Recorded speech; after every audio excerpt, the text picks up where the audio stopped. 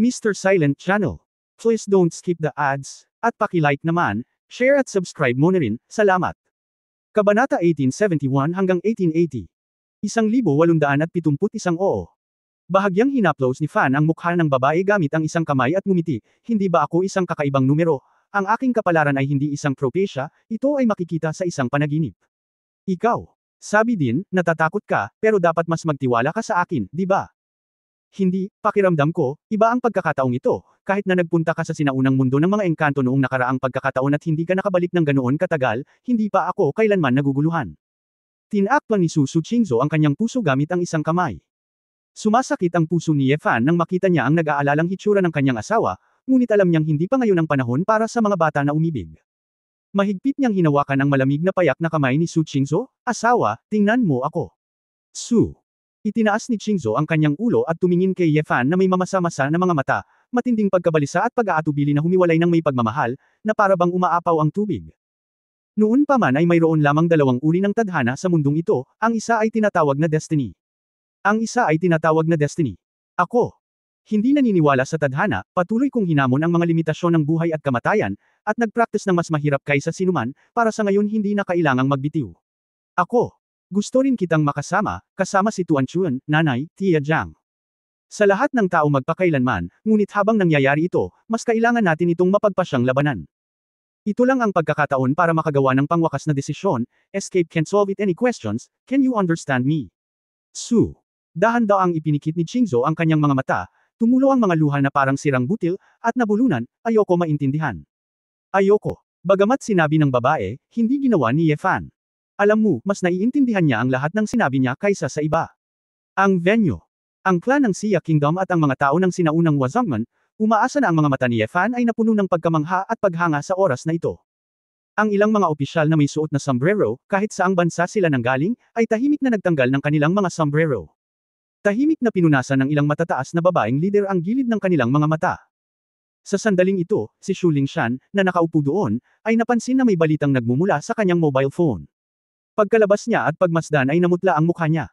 Kasabay nito, isang serye ng mga balita ang nagmula sa tablet computer na dala ni Su Chingzo. Halos. Kasabay nito, sunod-sunod na inilabas ng mga kinatawan ng maraming bansa sa eksena ang kanilang mga mobile phone. Matapos makita ang mga balita sa itaas, biglang naging gulo ang eksena. Nagkaroon ng mga kaguluhan sa 7 sekta sa Xia Kingdom. Sinabi nila na ang katapusan ng mundo ay darating, at kailangan ng Diyos na pumatay ng sapat na mga tao bago patawarin ng Diyos ang mundo, at pagkatapos ay susunugan nila at pagnakawan kung saan-saan. Ang mga may hawak ng espada ay nagpadala na upang sugpuin ito. Tumayo si Xu Lingshan at same time na sinabi. Tumingin si Su Chingzo sa computer, tumigil sa paghikbi, at nakasimangot na sinabi, hindi lamang sa Xia Kingdom, kundi pati na rin sa lahat ng kontinente, may mga underground na organisasyon na nagkakagulo, at may mga pinaghihinalaang miyembro ng Deity Magic Seminar na sumasabotahe sa lahat ng dako. Ngayon, ang chismi sa Doomsday ay nasa lahat ng dako sa internet, at tila may naglunsad ng pandaigdigang pag-uudyok sa isang iglap. Tuwang-tuwa ang mga kinatawan mula sa iba't ibang bansa sa mundo sa ngayon, at mayroon ngang iba't ibang problema sa sarili nilang mga bansa, maging ito man ay sa lungsod, o sa internet, masasabing ang mga pampasabog ay nag-apoy sa buong mundo sa isang iglap. Mabilis na tinawagan ni Chu Yunyao ang ilang larawan ng surveillance camera mula sa buong mundo at ini-broadcast ang mga ito sa conference hall. Daan-daang tao sa expression scene sa mga larawan ng camera, iba't ibang kaguluhan ang itinatanghal. Isang grupo ng mga mandirigma na armado ng mga palakol at kawit, sa isang palengke sa lungsod, ay pinatay ng ligaw. Ang salamangkero na kumokontrol sa apoy ay umaakay sa isang grupo ng mga salamangkero upang sunugin ang isang lugar ng tirahan ng galit na galit, at ang karamihan ng mga taong tumatakas ay naghiyawan. Sa pintuan ng isang bangko, isang matinding labanan ang nagaganap, at ang pangkat na nangunguna sa pagnanakaw ay isa ring underground na organisasyon ng mga mandirigma at salamangkero. Higit pa rito, sa isang dalampasigan, lumitaw ang isang grupo ng mga mutant na nilalang, lahat ng uri ng mga turistang nilalamon, at ang dalampasigan ay agad na dumudugo sa mga ilog. Higit sa 100 ng mga larawan ang patuloy na lumilipat, at ang mga sakuna na itinatanghal sa buong mundo ay nakakagulat. Damn! Ang mga bastard na ito, sa isang kritikal na sandali, iniisip lang ang mga sakuna sa lahat ng dako. Galit na hinampas ni Xiao Huang ang mesa. Part of it is really not human, it's all scum, but there is part, I guess lihim na pinaghandaan ng langit at tao, kung hindi ay hindi lilito ang mga mutant na nilalang na ito. Ang lahat ng ito ay upang lumikha ng kaguluhan para sa atin, guluhin ang ating atensyon, bigyan ito ng sapat na oras upang buksan ang interstellar portal. Malamig na sinabi ni Chu Yunyao, kailangan kong sabihin na mayroon pa itong problema. Kung ang ganitong bagay ay hindi haharapin, ang mga casualty at gulat ay patuloy na lalawak, ngunit kakailanganin ng maraming lakas tao at lakas upang harapin ito. Matagal na talaga itong nakaplano, at magiging kumukulog agad kapag nabaril ito, malamig na ngumuso si Ying Qiyong. Ang mga kinatawa ng iba't ibang bansa ay napuno rin ng matuwid na galit sa sandaling ito, at inutusan nila ang mga puwersa ng iba't ibang bansa na supulan ito. Oo. Malamig ang mukha ni Fan at same time niyang sinabi, kung mas nalilihis nito ang ating atensyon, mas kaunting oras ang maibibigay natin dito. Haharapin mo ang mga kaguluhan sa buong mundo, pupuntahan ko ito at lalaban hanggang kamatayan. Nang makitang aalis na ang lalaki, nagmamadaling hinawakan ni Su Qingzhou ang braso ni Ye Fan, asawa. Ikaw, kahit gusto mong umalis, makita mo man lang si Tuan Chun. Ang mga mata ni Ye Fan ay nagpakita ng lambot ng siya. Banggit ng kanyang anak, ngunit umiling siya. Umiling siya, umuwi ka na ulit, gabi na. Hindi mo na kailangang bumalik, maaari ka ring mag-video call. Nagmamadaling kinuha ni Su Qingzhou ang kanyang telepono. Kailan? Si Ye Fan ay nag-aalangan, si Ling Yuwei, na nasa tabi niya, ay humimok, magkita tayo, ang bata ay magbibigay sa iyo ng higit na lakas. Oo. Huminga ng malalim si Fan at tumango.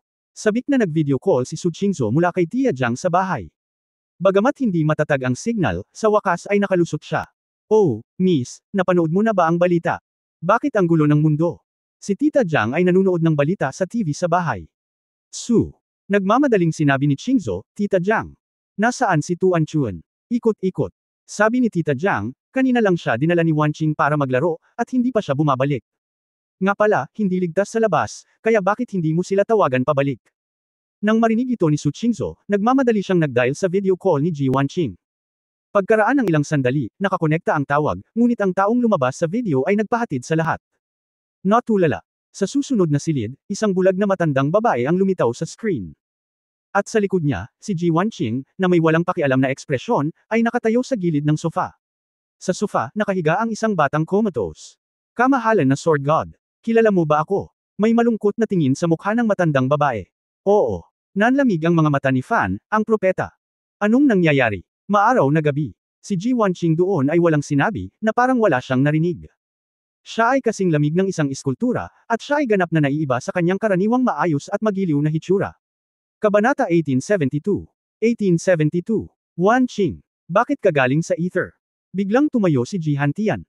Kung tutuusin, siya ang nakatatandang kapatid ni Ji Wanqing. Bagamat normal ang relasyon ng magkapatid, laking gulat niya nang makita ang eksenang ito sa mga oras na ito. Marami. Hindi makapaniwala ang mga taong nakakakilala kay Ji Wanqing sa sandaling ito. Pagkatapos ng lahat, binigyan sila ni Ji Wanqing ng impresyon na siya ay isang napakabanayad at mabait na babae. Ji Wanqing. Bakit nagtiwala sa iyo ang pamilya namin, pinagtaksilan mo kami? Nagyelo ang mukha ni Su Qingzhou. Marami sa mga taong naruroon ay hindi alam na si Ye Fan ay may anak na babae, ngunit mas lalo silang natakot nang malaman nila na ang anak na babae ng Sword God ay kinidnap. Kung tutuusin, ang pinakamahalagang bagay ngayon ay kung kaya ng Sword God ang pag-ikot. Kahit napatayin ni Ye Fan ang kanyang mga kamag-anak ng matuwid, anuman ang kanyang anak na babae, kung direktang lumaban siya sa langit at mga tao, tiyak na magkakaroon siya ng malaking epekto sa sakit sa puso ng kanyang anak. Kung desperado si Ye Fan at balak muna niyang iligtas ang kanyang anak, nangangahulugan ito na maaantala ang oras, at tagumpay din ito ng plano ng Diyos. Walang sinuman. Naisip ko na bago ang digmaan, ang langit at tao ay hindi lamang nagdulot ng kaguluhan para sa buong mundo, ngunit nagbigay din ng Sword God, ang pinakadirektang kalaban, ng isang walang awan na pagbaba. Ang pag-istorbo sa isipan ni Ye Fan at paglikha ng kaguluhan ay masasabing gagawin ng sabay-sabay. Ang propeta. Hindi nagsasawa ang mga sundalo sa panlilinlang, ano ka ba, maaari bang maging especially iya ang babaeng ito? Nanlamig ang ekspresyon niya. Imposible. Paano ito mangyayari? Bulong ni Su Qingzhou, nanirahan ako sa iisang bubong ng napakatagal, ngunit hindi ko namalayan. Miss Su, ang iyong makalangit na mga mata ay napakalakas, ngunit ang mga ito ay tao lamang pagkatapos ng lahat. Kakayahang katalinuhan, imposibleng makita ang mga dakilang Diyos. Ang propeta ay tumawa ng sarkastikong. Su. Si Qingzhou ay nababalisa at nagalit, sa pag-aakalang ang buhay ng kanyang anak na babae ay nasa kamay ng isa, ang kanyang espiritu ay halos gumuho, Ji Wanqing. Magsalita ka. Bakit hindi ka nagsasalita? Kahit anong tanong ng babae, nakatayo doon si Ji Wanqing. Sa gilid, pero ang mukha ay parang tubig. Kinuha ng propeta ang kamera sa oras na ito, na nakaharap sa maliit na batang babae na nakahiga sa sofa, at sinabi, ang iyong kamahalan na Diyos na espada, ang iyong anak na babae ay mahimbing na natutulog ngayon, masisiguro ko sa iyo na hanggat nananatili kang tahimik sa venue, ikaw ay magiging ligtas at maayos ang iyong anak. Kung aalis ka sa venue ng kalahating hakbang ngayon, kung gayon ang iyong anak na babae ay maaaring magdusa ng ilang pagpapahirap sa kanyang edad na hindi dapat. Siyempre, ikaw ay isang kamanghamanghang tao, ikaw ay matanda na maaari mo na ngayong baliwalain ang buhay at kamatayan ng iyong anak na babae, maging iyong bayani, at pumunta upang hamanin ang mga dakilang Diyos. Ngunit ikaw ay palaging magiging isang walang kakayahan, hindi kwalipikado, malamig ang dugong ama, ang iyong kaawa-awang anak na babae, dahil sa iyo, nawasak, ang kulubot na mukha ng propeta, dahil sa ngiti, ay kakaibang kakaiba. Pag-isipan mong mabuti. Sa katunayan, ang mga Diyos ay nais lamang na bumalik sa kanilang bayan. Ano ang epekto nito sa iyo? Kahit na mamatay ang ilang hamak na tao sa mundo, ang iyong pamilya ay mabubuhay pa rin sa pagkakaisa, tama ba? Sa pagpupulong. Gayunpaman, hindi sila naglakas loob na sabihin ang mga ganoong salita upang hayaan ang isang ama na direktang isuko ang buhay ng kanyang anak na babae at panuurin ang kanyang anak na babae na pinutol. Asawa. Si Su Qingzhou ay tumingin sa lalaki na may takot, talagang hindi niya alam kung ano ang gagawin, gusto niyang iligtas ng lalaki ang kanyang anak, ngunit alam niya na masyadong makasarili na gawin iyon. Ikaw fan, huwag kang pelan lang sa kanyang mga salita. Sinusubukan niyang makagambala sa iyong paghatol. Magtiwala sa iyong sariling paghuhusga. Kung nalilito ang iyong puso, matatalo ka sa labanang ito. Malakas na sabi ni Ying Qiong. Nang ang lahat ay kinakabahan, huminga ng malalim si Ye Fan at lumitaw ang isang ngiti sa gilid ng kanyang bibig. Ang propeta. Sinabi mo bang hindi mo nakuha ang pinakamahalagang bagay? Ang lahat sa audience ay medyo nataranta, at nalaman na si Ye Fan ay tila kalmado, habang ang propeta doon ay mukhang kainahinala, ano ang problema? Oo. Tinuro ni Fan si Ji Wanqing sa screen, si Wanqing ang Diyos ng mga Diyos sa bibig mo, si Ether, tama ba? Natigilan ang ekspresyon ng propeta, at nanatili siyang tahimik. At, lahat ng tao sa eksena ay nahulog sa isang shocked expression muli, at nadama na ang kanilang mga utak ay kaya stimulated na sila ay hindi na magagamit. Hindi ko alam kung ano ang sinasabi mo. Ngumiti ang propeta at umiling. Sa ganoong pagkakataon, malaya pa rin ang Panginoong Espada na Diyos na magbiro. Oo.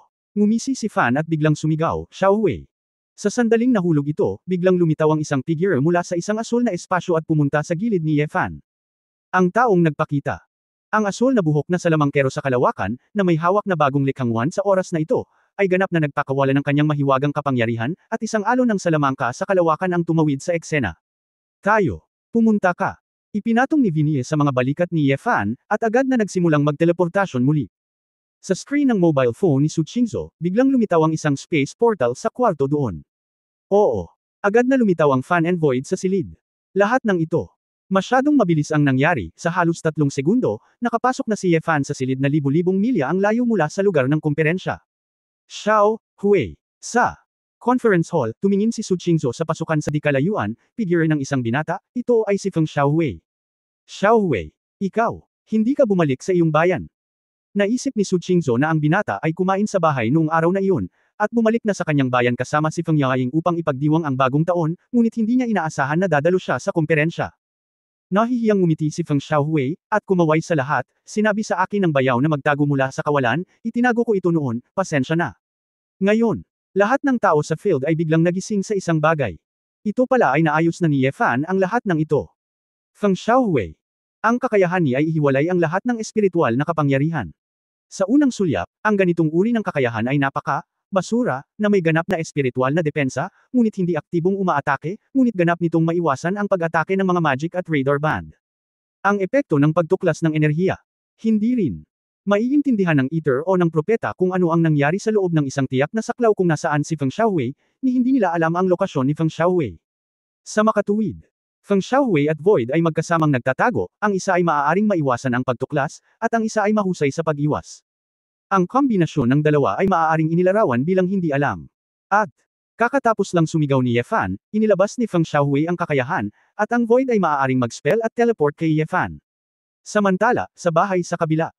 Lumabas si Ye Fan sa portal, tumingin sa paligid sa lahat ng nasa silid, at mahinahong ngumiti sa matandang babae, paano ito, hindi nagsasawa, ang mga sundalo sa panlilinlang takot at naguguluhan, tinawag niya ang bowl ang kristal para hamarang sa kanyang harapan, ngunit hindi niya maiwasang manginig. Paano ito? Walang bisa, mayroon ka bang mga coordinate dito? Paano ka makakapag-teleport dito? Sinuri muli ng propeta sinuri niya ang inaantok na si Tuan Chuan, umiling at bamulong, imposible, sinuri ko ang batang ito, at walang magic track ang mark. Oh, sinuri mo ang aking anak, pagkatapos ay sinuri kong ang iyong Panginoong Diyos ay hindi. Ngumiti ng masama si Ye Fan.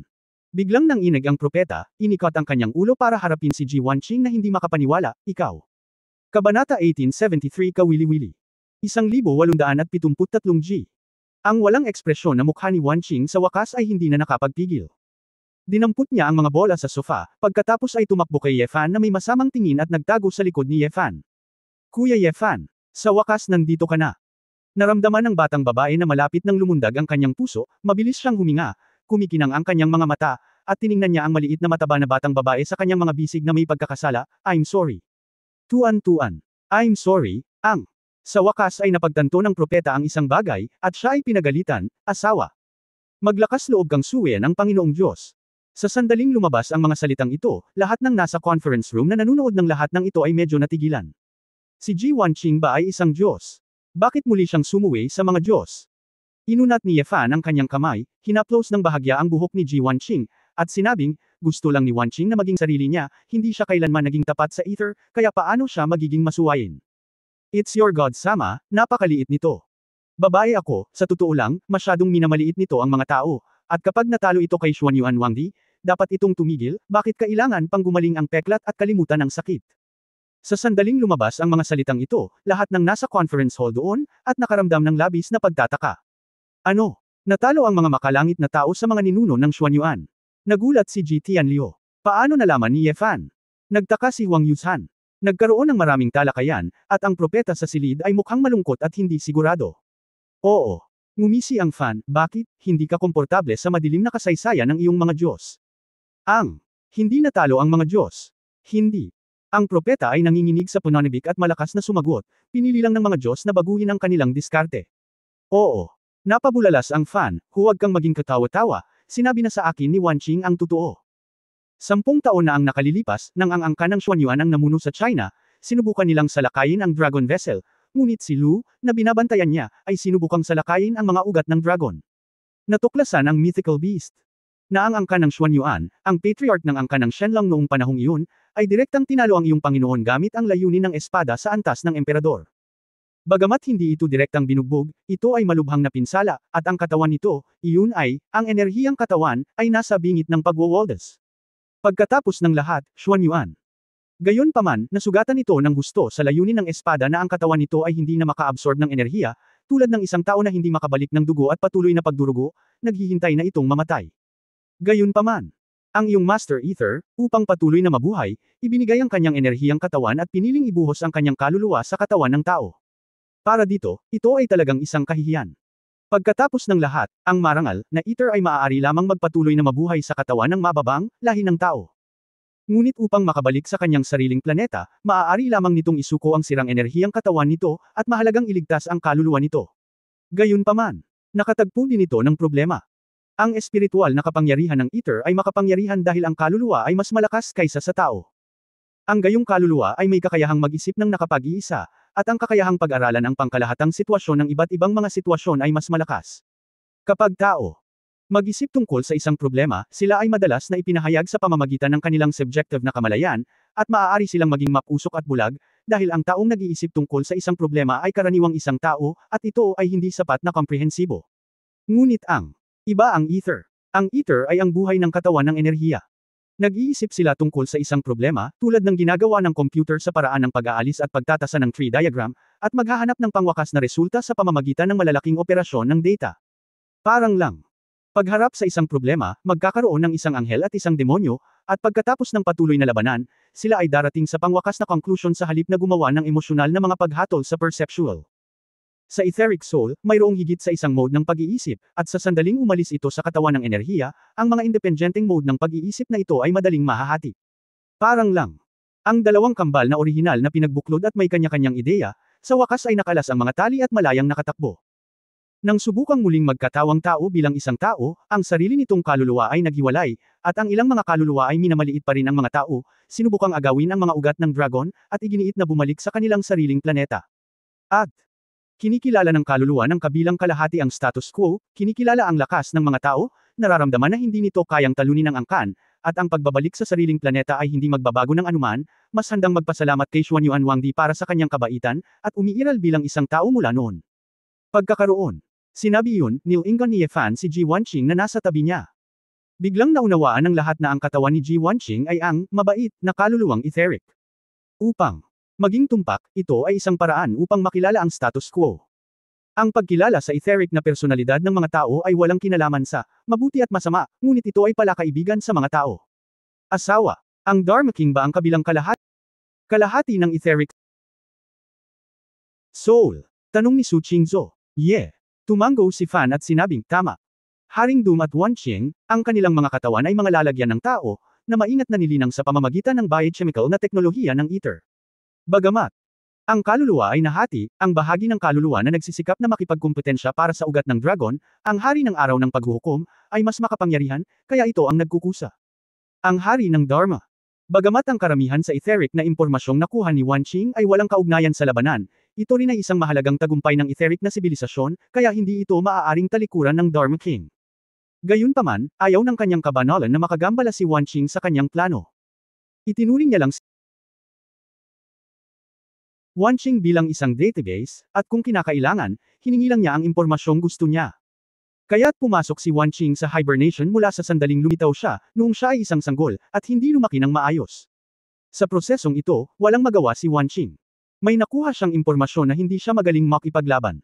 Kahit nakalahati ang kanyang kaluluwa, hindi niya magagawang labanan ang hari. Bamulong si Ji Hantian, hindi nakapagtataka nang matagpuan siya ng aking ama, siya ay sanggol pa. Ji Wanqing. Bakas ang sakit sa kanyang mga mata.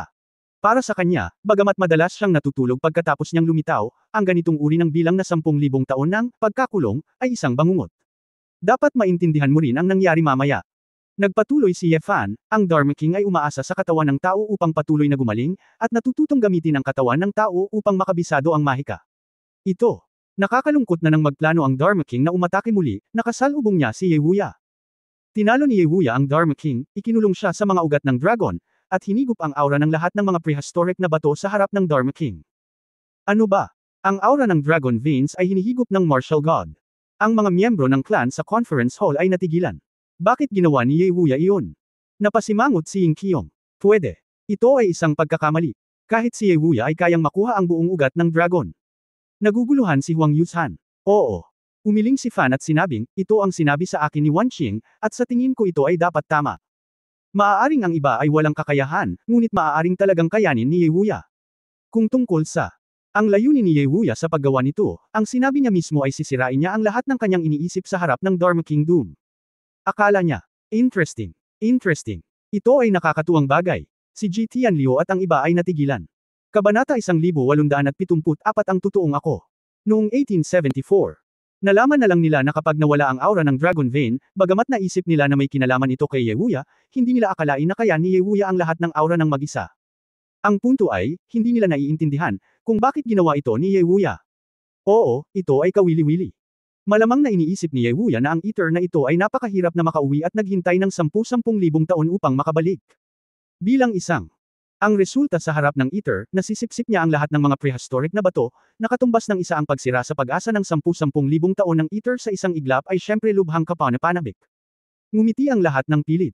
Matapos ang 10,000 taon ng mga pagsisikap sa negosyo, hindi sila nag-atubiling pumasok sa katawan ng tao, magsanay muli, at bumalik. Bilang resulta, siya ay walang awa na nadismaya sa harap ng kanyang mukha, at malamang na hindi ito ang stimulus na kayang tiisin ng mga ordinaryong tao. Maiintindihan na ng sinuman sa eksena kung bakit napakabaliw nitong Dharma King na sirain ang mundo sa sandaling siya ay lumabas. Oo. Ibinaba ni Fan ang kanyang ulo at ngumiti, at sinabing, kamakailan lang ay may naisip ako. Nalaman mo ba na noong bata pa si Ye Wuya, naghahanap siya ng mga taong makakalaban kung saan-saan, at pagkatapos ay tumigil sa pakikipaglaban.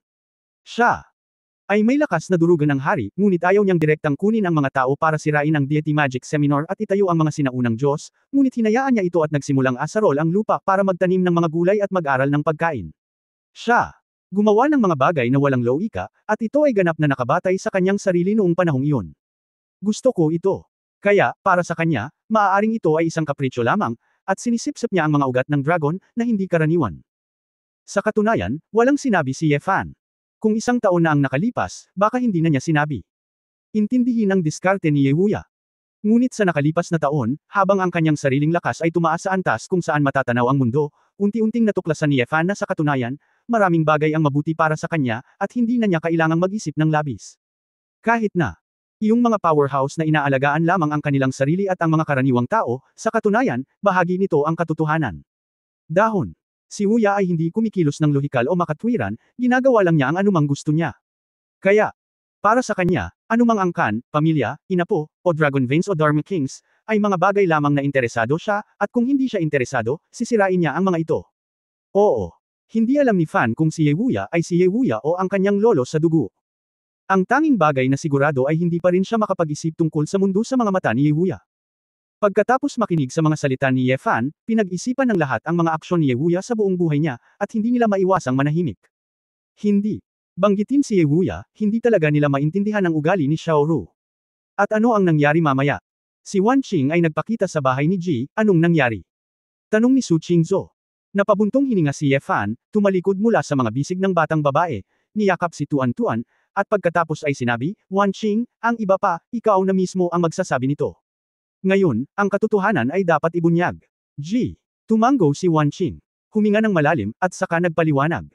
Lumalabas na ikinulong ni Ye Wuya ang Dharma King of the Doomsday sa mga ugat ng dragon, at ginamit ang siyam na dragon upang gabayan ang pagbuo ng espiritu, gamit ang Dharma King bilang mata ng Porma Sayon. Ito. Ang Porma Sayon ay talagang ginagamit upang harapin ang mga hayop, ngunit hindi ito maaaring gamitin sa mga tao. Kaya lang, hindi ito kayang tiisin ng mga ordinaryong tao, at ito ay kabilang sa kutsilyo ng toro para sa pagpatay ng mga manok.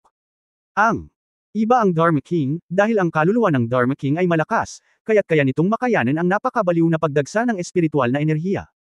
Kahit na ang sinaunang at tiwangwang na bato ng mga ugat ng dragon ay inabandona, ang aura ng langit at lupa mula sa Kunlun Mountains na orihinal na umiral sa mga ugat ng dragon ay patuloy na ibinubuhos sa kaluluwa ng hari ng Dharma. Ang hari ng Dharma. Bagamat ang Dharma King na kanyang kabanalan ay parang lobo, dahil sa magandang material nito, palagi itong hinihipan, ipinipas, hinihipan muli. Sa ganitong paraan, ang espiritual na enerhiya ay hindi mawawala malapit sa mga ugat ng dragon, at ito ay magiging mas malakas kaysa sa ibang mga lugar. Ito rin ang dahilan kung bakit mayaman ang espiritual na enerhiya malapit sa maliit na bakuran ng pamilya Ye. Ang Dharma King ngunit, ang propeta na naghihintay ng balita ng hari ng Dharma ay hindi makapaghintay sa kanyang presensya. Nakikita na ang paghahari ng Doomsday ay nawala ang Dharma King, ang propeta ay maaari lamang bumaling sa katawan na iniwan ng Dharma King, ang enerhiyang katawan. Ang energy light ball na ito ay hindi na ether, dahil walang kaluluwa sa loob nito, at hindi ito buhay. Mapapanatili lamang nito ang pangunahing operasyon nito sa pamamagitan ng patuloy na pag-iniksyon ng enerhiya, at hindi ito makakalaban. Gayunpaman, ang isang malaking halaga ng teknolohiya ng ether ay nakaimbak pa rin dito, kaya pagkatapos na mahiwalay ang ether mula sa katawan na ito, ginagawa nitong isang supercomputer ang katawan nito. Sa pag-asa sa magaan na bowl ang ito at sa kagamitan sa barkong ether, unti-unting lumikha ang propeta ng isang biochemical human king upang mapanatili ang surface operation ng Doomsday Kingship. Sa totoo lang, ang Doomsday King ay hindi nag-practice ng Dharma body ni Nidhogg noong una, at dahil dito, ang lahat ng mga mage ng kapangyarihan ng Doomsday King ay lubos na nagulat na ang Dharma King ay natutunan ang Dharma body. Ang propeta. Ang lahat, para sa propeta, ay hanapin ang tunay na hari ng Dharma. Sa wakas, nang maghanap siya sa buong mundo sa pamamagitan ng maraming kalkulasyon, naisip niya na ang Dharma King ay dapat nasa Shenlong clan. Gayunpaman, hindi direktang makalkula ng propesya ng propeta ang posisyon ng hari. Maaari lamang siyang humingi ng tulong, tanging ang kambal na kapatid na babae ng hari na nakulong. Upang makapasok ng maayos sa pamilya Shenlong, matapos magising si Ji Wanqing, nagsagawa rin siya ng selyo. Sa oras na iyon, upang maakit ang atensyon ng pamilya ni Ji, pinapakita ng propeta si Ji Wanqing ng mga espesyal na halos. Pagkatapos lang malaman ni Ji Yutang, naisip niya na isa itong espesyal na bata, kaya natural niyang ibinalik ito sa clan. Gayunpaman, ang tunay na etheric na kaluluwa ni Ji Wanqing ay nasa isang selyadong estado, at ang kanyang katawan ay hindi angkop para sa pagsasanay ng sinaunang martial arts. Kaya, pagkatapos lumaki, nalaman ng pamilya ni Ji na ang batang ito ay walang espesyal, at ito ay naging isang pag-iral na walang sinuman ang nagbigay pansin. Ang ganitong uri ng hindi napapansin ay eksakto kung ano ang inaasahan ng propeta, dahil sa ganitong paraan, si Ji Wanqing ay maaaring tahimik na lumipat sa Shenlong clan at magtanong tungkol sa balita ng Doomsday King. 13 taong gulang ako nang ilabas ang selyo ng aking kaluluwa, at unti-unti kong napagtanto ang aking tunay na pagkatao. Alam kong ipinadala ako sa angkan ng Shenlong upang hanapin ang hari ng Dharma, talagang natakot ako sa oras na iyon, at hindi ko rin alam kung ano ang gagawin. Kung alam ng mga tao ng pamilyang Shenlong kung sino ako, baka walang bibitaw sa akin. Bagamat alam ko ang sanhi at epekto ng pangyayari, ang alaala ng aking paglaki noong ako ay nabuklod sa loob ng higit sa 10 taon, lahat ay umiiral. Naaalala ko ang aking ama, kapatid ko, at kapatid na si Yefang, iyong mga tao sa aking pamilya na ayaw sa akin bilang pangit at maganda ang pakikitungo sa akin. Umiling si Ji Wanqing na may luha sa kanyang mga mata, wala akong gustong gawin. Tai, ayaw kong maging kaaway ng clan, gusto ko lang maging sarili ko. Nang sabihin ito ng babae, sina Ji Tianliu at Ji Hantian doon ay nagpakita ng komplikadong mga ekspresyon. Sandali lang, kakaibang sabi ni Chu Yunyao, hindi ba't ang iyong kaluluwa ay ether? Pagkatapos ay tinatakan mo ang iyong kaluluwa, hindi ba dapat kang maging isang naglalakad na bangkay? Nang makitang hindi alam ni Ji Wanqing kung paano ipaliwanag, ngumiti si Ye Fan, sa katunayan, sa totoo lang, kapag ang kaluluwa ng ether ay nahati at pumasok sa katawan ng tao, ang ether ay hindi na purong ether. Bagaman ang kaluluwa ay may memorya ng ether, mag-iisip sila ng iba't ibang mga bagay dahil sa kanilang nakita at nakita sa proseso ng paglaki. Sa parehong paraan, mayroong patuloy na pagbabago sa kamalayan. Tila kung ito ay isang tunay na sugo ng ether, hindi ito magiging puno ng puot tulad ng kasalukuyang hari ng araw ng paghuhukom, dahil ang tunay na ether ay napakamakatwiran, at ang lahat ng paghatol nito ay sinusuri tulad ng isang computer. Ang kasalukuyang hari ng Dharma, si Wanqing, lahat ay may emosyonal na bahagi, dahil sila ay tao na, at mayroon lamang silang mga alaala ng ether. Oo. Sabi ni Fan, tumingin kay Ji Wanqing, ngumiti at sinabing, Wanqing, kung sasabihin mong gusto mong maging sarili mo, itigil mo na ang pagtatakip. Simula ngayon, hindi mo na kailangang itago ang totoong pagkatao mo para sa sinuman. Ang sarili ko, Ji. Nang inag si Wanqing, itinikom ang kanyang mga labi, tumingin sa nakakapagpalakas na tingin ni Ye Fan, at tumango. Kaagad, isang malaking bilang ng mga pinong light spot ang kumikislap sa mukha ng batang babae, at ang pangit ang birthmark ay nawala. Kabanata 1875 Perpekto. 1875 Kailan. Isang magandang mukha na maaari lamang ilarawan bilang perpekto, ay lilito sa harap ng lahat, kahit na ang mga kababaihan tulad ni Su Qingzhou at Chu Yunyao, na orihinal na mga nakamamanghang dilag, ay hindi maiwasang mawala sandali. Oo. Si Fan ang pinakamalapit, tinitingnan ang mukha ni Ji Wanqing na nabura ang birthmark, at ang impact ay ang pinakamalakas. Ang ganitong uri ng kagandahan ay ganap na hindi nagkakamali, at sa tunay na kahulugan ng 360 degree, walang mga patay na dulo. Bawat pulgada ng tabas, mga tampok ng mukha, at maging ang kulay ng balat ay tila isang gawa ng sining na mapanlikha at transcendent sa mundo, na parabang ito ang pinakamamahal na obra maestra ng Diyos ng paglikha. Ang ganitong uri. Ang kagandahan ay nagpaparamdam sa mga tao na nasasakal, at hindi nagpapalakas ng loob na makipagkumpetensya sa mga babae, ngunit sa parehong oras, ito ay nagpaparamdam sa mga tao na hindi totoo. Kasi, grabe ang ganda, parang hindi dapat sa mundo. Anumang mga dilag na nakita ni Ye Fan dati, higit pa o mas kaunti, ay may ilang mga katangian, at ang mga katangiang ito ay magpapaiba sa kanilang mga mukha. Gayunpaman, ang kagandahan ni Ji Wanqing ay tulad ng mga pakinabang ng libu-libong magagandang dilag na pinagsama-sama, at ang bawat bahagi ay karaniwang itinuturing na kagandahan sa mata ng publiko. Sa katunayan, ito ay talagang hindi lahat ng natural. Napilitan si Tai na pumasok sa katawan ng mas mababang lahi na mga tao. Pero, kahit nasa anyo ng tao, ang ether ay gustong maging isang katawan ng tao na pinakakarapat dapat dito. Sa makatuwid, sa pamamagitan ng malaking data, lumikha si ether ng dalawang babaeng katawan pagkatapos ayusin ang mga salik na karaniwang itinuturing na pinakamahusay sa mata ng mga tao. Kahit na ang kasarian ay tinutukoy dahil ang mga babae ay higit na naaayon sa ideya ng pagiging perpekto. Masasabing ang katawan, hitsura, at maging ang bawat buhok ni Ji Wanqing ay naaayon sa aesthetic peak ng mga tao sa bawat panahon. Pagkatapos nito, ang pangwakas na form ay nakuha. Sa makatuwid, sa mata ng karamihan ng mga tao, ang hitsura ni Ji Wanqing ay walang kamali-mali na maganda. Noong nagkaroon ng birthmark noon si Ji Wanqing, iisipin ng lahat na mukhang perpekto ang babae sa ibang aspeto maliban sa birthmark. Ito ay tiyak dahil sa kadahilanang ito.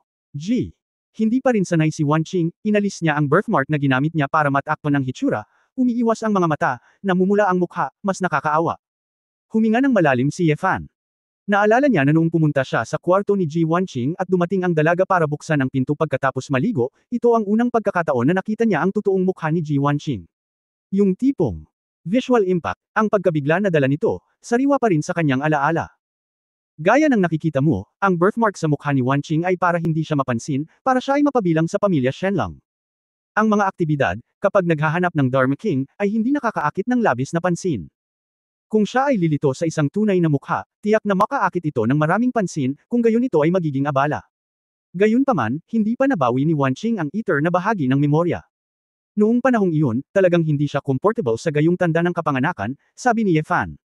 Ye Fan, kailan mo nalaman na si Wanqing ay kabilang sa ether? Tanong ni Ji Tianliu. Sa totoo lang, nakita ko na si Wanqing na ipinakita ang kanyang totoong mukha, nakangiting sabi ni Ye Fan. Lahat. Natigilan sandali, ngunit sumimangot si Su Qingzhou at sinabing, asawa, bakit hindi mo sinabi? Bakit patuloy itong itinago ni Wanqing sa amin? Oo. Walang magawang ngumiti si Fan, sa pagkakataong iyon, ipinakita sa akin ni Wanqing ang harapan ko. Pagkatapos ng pag-amin, tila natarante siya at mabilis na tinakpan ito.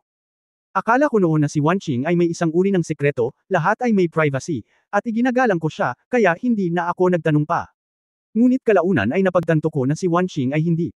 Hindi sinasadya, pinaalalahanan niya ako ng sinasadya, at binigyan ako ng mga pahiwatig, umaasa na mahahanap ko ang katotohanan at makahanap ng isang paraan upang masira ang sitwasyon. Tungkol naman sa pagtanggi ni Wanqing na ihayag ang kanyang tunay na mukha at sabihin ang totoo, ang dahilan ay napakasimple, siya rin ay hindi ko alam kung sino ang maaari niyang paniwalaan sa huli. Siya. Ni hindi gustong maghiganti sa Dharma King, ngunit ayaw din niyang tretuhin bilang isang kaaway. More. Higit pa rito, bagamat siya at ang kanyang kabanalan ay orihinal na isang katawan at nakikiramdam sa isa't isa, sila ay dalawang tao kung tutuusin. Si Wanqing ay hindi magaling sa mga mahikang iyon, kaya wala siyang paraan para malaman kung ano ang nilayo ng Dharma King, at natural na wala siyang tumpak na impormasyon na sasabihin sa amin. Natahimik ang lahat. Sa katunayan, kung iisipin mo, maiintindihan ng lahat si Ji Wanqing. Siya. Masyadong sensitive ang identity. Siya ay parehong eater at tao. Isipin na lang kung sinabi niya na siya ay nakatalaga sa angkan upang hanapin ang Dharma King. Gaano kadelikado yan? Ano pa? Noong naroon pa ang martial god, si Ji Wanqing ay hindi nang ahas na kumilos ng padalos-dalos. Sa totoo lang, napakaraming taon na akong nasa pamilya Shenlong, at hindi ko pa natagpuan ang Dharma King. Hanggang sa umalis ang martial god ay unti-unti kong naramdaman ang Dharma King. Sa Kunlun. Noong nandoon ang martial god noon, hindi nang ahas ang Dharma King na magkusa na makipag-ugnayan sa akin. Pagkatapos umalis ng Valkyrie na ang hari ng Dharma ay nagplano ng hakbang-hakbang, at pagkatapos na kumpirmahin ang kanyang posisyon, nakipag-ugnayan sa propeta sa pamamagitan ko upang kumpletuhin ang pagtakas. Umiling si Ji Wanqing at Humikbi, ayaw kong gawin niya ito, ngunit ayaw niya. May kikinig sa aking panghihikayat, wala akong mababago, natatakot ako. Ngunit hindi ako nangangahas na sabihin kahit kanino. Hanggang sa natuklasan ni Brother Ye Fan ang aking tunay na pagkatao, kinuha niya si Xiao Hui upang hanapin ako, sa anumang paraan. Ipinagtapat namin ang mga bagay na ito kapag nalaman ng mga tagalabas. Kuya Ye. Hiniling sa akin ng Fan na gawin ito ayon sa kahilingan ng kanyang kabanalan, kung hindi ay magiging mas komplikado at mahirap pakitunguhan. Sa wakas ay napagtanto ng lahat, sinadya pala ni Ye Fan si Feng Xiaohui sa bahay. Ang layunin. At ang propeta doon ay nahihiya na sa oras na ito. Tunay na imposible para sa kanya at ng kanyang kabanalan na subaybayan si Ji Wanqing sa lahat ng oras, at mas imposible para sa kanya na makipag-usap sa isip kay Ji Wanqing sa mahabang panahon, dahil madaling magbunyag ng mga pagkukulang. Sa makatuwid, nang pumunta sina Ye Fan at Feng Xiaohui kay Ji Wanqing upang makipag-usap ng pribado at ihanda ang lahat ng mga kaayusan, ang Dharma King at ang propeta ay itinago rin sa dilim. Noong bata pa si Ji Wanqing, nang siya ay nabuklod, ang kanyang kabanalan ay puwersahang kinuha ang lahat ng nasa isip ni Ji Wanqing. Ngunit si Ji Wanqing ay lumaki na. Ngayon at sinira muli ang selyo. Bagamat hindi siya magaling sa pakikipaglaban, hindi ito isang database na maaaring basahin ng hari ang impormasyon sa kalooban. Upang ilagay ito. Prangka, hindi akalain ng hari at ng propeta na si Ye Fan ay handang maniwala kay Ji Wanqing pagkatapos malaman ang katotohanan. Asawa, kailan mo nalaman? Paano mo nalaman ang mga bagay na ito? Nalitaw si Su Qingzhou, nasa kanya ang mga mata ng langit, at hindi niya naunawaan ang mga pahiwatig na ito. Nagkibit-balikat si Ye Fan, mahabang kwento ito, ang isa ay ang talaarawan, na iniwan ni Ether, na tinulungan ni Ir na mahanap, at ang isa ay ang paalala ni Wanqing. Kung ito man ay ang pagpapakita niya ng kanyang tunay na mukha sa akin. Tingnan mo, noong nagpunta ako sa Antarctica para maglaro, sinadya niyang magsalita patungkol sa impormasyon sa Antarctic, at pagkatapos ay nakilala niya ang Peking Dharma King. Napaisip ako, malamang may gustong sabihin sa akin si Wanqing, pero hindi niya masabi ng malinaw. Maaari lamang akong gumamit ng mga maling pagkakamali, o magpanggap na tumulong sa kanyang kabanalan upang pigilan ako sa pagtuklas ng katotohanan. Makakatulong sa akin ang ganitong mga baliktad na senyales na mahanap ang katotohanan. Bakit ka naniniwala na ang babaeng ito ay hindi sinasadyang nakipagsosyo sa kanyang kabanalan para deyain ka? Alam mo, tutulungan niya ang kanyang kabanalan na kidnapin si Tuan Chuan, at hahayaan mong maging pain ang iyong anak.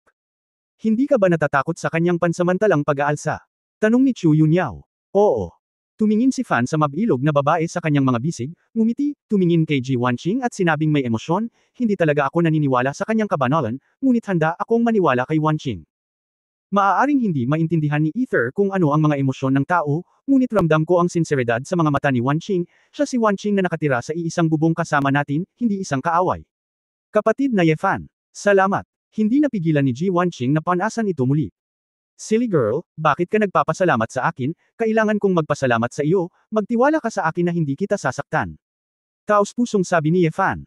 Kung hindi pa ipinagtapat ni Ji Wanqing ang lahat, hindi sana nakapaghanda si Yefan ng maaga. Ang kasalukuyang pandaigdigang kalamidad na dulot ng kanyang kabanalan ay talagang hindi maiiwasan. Sabagay, bahagi lang ng mga planong may kinalaman sa kanya ang alam ni Ji Wanqing. Inaasahan lamang ni Yefan na sa kritikal na labanan, mababawasan ang mga pagkatalo upang hindi siya maging ganap na pasibo. Haha, haha. Biglang tumawa ang propeta, nagngangalit ang kanyang mga ngipin at nagsabi, tulad ng inaasahan sa isang Diyos ng espada, isang hari ng impyerno, isang taong may lahat ng uri ng halo.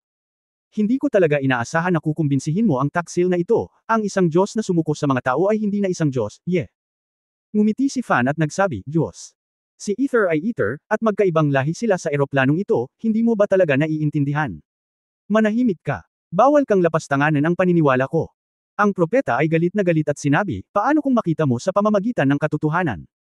Ang dakilang Diyos ng Diyos ay natapos na ang pag-deploy, at ang sibilisasyon ng Diyos ay darating. Baliw. Propeta, talagang baliw ka, tao ka, hindi isang Ether. Ang kanyang kabanalan ay tiyak na hindi ang uri ng tao na sisira sa mundo sa lahat ng oras. Ang paniniwala ko ay sa mga Diyos, ang iba ay walang kinalaman sa akin. Ang mga Diyos lamang ang makapagbibigay sa akin ng buhay na walang hanggan at walang katapusang kapangyarihan. Histeryosong sigaw ng propeta. Sumimangot si Yefan. Sa katunayan, hindi siya nagulat. Palaging may ilang mga tao sa mundo na mga panatiko na sumasamba sa mga Diyos, at ang propeta ay maliwanag na isa sa kanila. Dahil nabigo ang traidor na ito sa plano, makakasama ko lang ang inyong kamahalan na Sword God saglit, malungkot na ngumiti ang propeta. Sa pagkakaalam ni Lao Shen, ang kapangyarihang pangkaisipan ng kanyang kamahalan Sword God ay mukhang hindi napakahusay. Kabanata 1876 na walang hanggang langit. 1876 na ikaw. Kumunot ang noo ni Fan, naiisip mo ba na kung hindi ako malakas sa pag-iisip, matatalo mo ako? Siyempre hindi ako masyadong mayabang, kung tutusin, bagamat peke ang peking Dharma King, maaari itong sumabog. Ang kapangyarihan ng pag-iisip ay nasa itaas din ng matanda. Kaya lang, maaaring hindi alam ng inyong kamahalan na Sword God kung ano ang nilalaman ng bowl ang kristal ng matanda, sa sandaling. Ang tinig ng propeta ay nahulog, ang bowl ang kristal sa kanyang harapan ay nagningning isang nakakapasong nakasisilaw na makulay na sinag. Oo, palihim na sinabi ni Fan na hindi maganda. Bagamat hawak niya sa kamay ang bata, sumigaw pa rin siya ng ilang lumilipad na espada at sinaksak ang propeta. Ngunit sa sandaling dumating si Phaegian sa harap ng bowl ang kristal, nasuspine ito sa ere. Sa sandaling ito, ang espiritual na pamimilit sa paligid ng propeta ay napakalakas kaya nabigla si Yefan. Kaagad. Pagkatapos, ang malaking bowl ang kristal na ito ay natunaw at naging parang mercury na substansya, mabilis na nakapalibot sa propeta. Sa isang iglap na propeta. Sa isang kisap mata, tila naging isang magic crystal sculpture. Shine bright. Kahanga-hanga ang mga mata ni Void, at napabulalas siya, Eternal Heaven. Ang bowl ang kristal na ito ay Eternal Heaven. Ano? Nakaramdam na si Yefan ng pananakit ng ulo sa sandaling ito, at nang marinig niya ang pangalang, Eternal Heaven, nakaramdam siya ng hindi kapanipaniwala. Kung tama ang pagkakaalala niya, isa ito sa 3 ipinagbabawal na spells ng Deity Magic Seminar. Akala ko ang Dharma King of Doom ay matututo lamang ng forbidden spell, ngunit hindi ko inaasahan na itatago ng propeta ang kanyang kamay. Hanggang sa alam niya, ang 3 ipinagbabawal na spell ng seminar, ang katawan ni Nidhogg ay napakalakas na pisikal na pinsala, at immune sa elemental na pinsala. Ang Eternal Kingdom of Heaven, sa kabaligtaran, ay ang pinakamalakas na espiritual na pumatay. Ang dahilan kung bakit ang Eternal Heaven ay isang ipinagbabawal na spell ay dahil ginagamit nito ang lahat kapag ito ay nakast. Ito ay mailalabas lamang ng may pusong mortal na isinakripisyo ang lahat sa mga Diyos. Sa teorya, kapag ang ipinagbabawal na spell na ito ay inihanda, maaari itong ilabas sa paglipas ng panahon. Habang tumatagal, lalo itong nakakatakot. Ang lakas ay nakadepende sa dami ng magic elements na naipon niya. Ang kristal na bola ng propeta ay naipon ang kanyang espiritual na kapangyarihan sa daan-daang taon. Ang walang hanggang kaharian na inilabas niya ngayon ay ang lahat ng mayroon siya sa loob ng daan-daang taon. Papatayin ka nito. Namutla ang mukha ni Void, at nakaramdam na siya ng pananakit ng ulo. Wow! Tatay! Ang sakit ng ulo ni Tuan Chuan. Tuan Chuan, sino? Ay nasa kalagayang inaantok, nagising din ng stimulasyon sa sandaling ito, hawak si Yefan na umiiyak at nahihirapan. Alam ni Yefan na hindi magandang magpatuloy ng ganito. Kahit kaya niyang panindigan, hindi kinaya ng anak niya. Oo. Nakita ni Fan na si Ji Wanqing sa tabi niya ay may kalahating kaluluwa ng Ether, at malakas ang kanyang espiritual na kapangyarihan. Bagamat hindi niya alam kung paano gamitin ang kanyang mga kakayahan, hindi siya masyadong naapektuhan. Wanqing, dalhin si Tuan Chuan at hayaang alisin ka ng kawalan. Kinuha ni Ji Wanqing si Tuan Chuan, nasusuklam lamang na hindi siya marunong gumawa ng mahika, at nagtanong sa takot, Brother Ye Fan. Bago ang tinapos ng babae ang kanyang tanong ng propeta. Itinuro na niya ang kanyang daliri sa kawalan. Nakita ko ang isang napakagandang shockwave beam, na parang may makulay na halo, na nagbobomba patungo sa kawalan. Malapit nang mag-teleport si Void, ngunit nabalisa ito ng mental power, at ang sakit ng ulo ay nahati, at ang spellcasting ay direktang naputol. Flashlight. Huminto si Ye Fan sa harap ng kawalan, ang dobleng pagkawatak-watek, ang kaluluwa ng dragon ng apoy na dragon at ang espada ay magpoprotekta sa katawan, ang gintong pulang apoy ay nagpoprotekta sa kanya, at nilabanan din ang mental shockwave na ito para sa kawalan. Ibinukas ni Ye Fan ang kanyang mga ngipin at umungol, kahit na naghiwa-hiwalay na siya para lumaban, siya ay nasa ulirat pa rin sa shockwave. Ngunit alam niya na kung hindi niya hahayaang kunin muna ni Void ang bata at si Ji Wanqing, lahat sila ay nasa panganib. Ang propeta ay malinaw din na hanggat ang Void ay papatayin, sila ay mananatili, kaya ang unang target ay Void. At saka, hanggat inaatake niya ang kawalan, kailangang gumawa ng inisyatibo si Ye Fan upang hayaang makatakas ang kanyang anak, at hindi na kailangang mag-alala na iwasan ito ni Ye Fan. Nang makitang maaari lamang takpan ni Ye Fan ang kawalan, ang propeta ay nagpakawala ng dalawang magkasunod na mental shockwave. Sinubukan ni Ye Fan ang kanyang makakaya na manatiling gising, ngunit ang kanyang mga mata ay duguan sa sakit. Alisin mo sila. Pipigilan ko siya. Umungal si Ye Fan, bilis. Matapos tamaan ng tatlong espiritual na pagkabigla mula sa Eternal Heaven, pakiramdam ni Ye Fan ay parang hihimatayin siya anumang oras.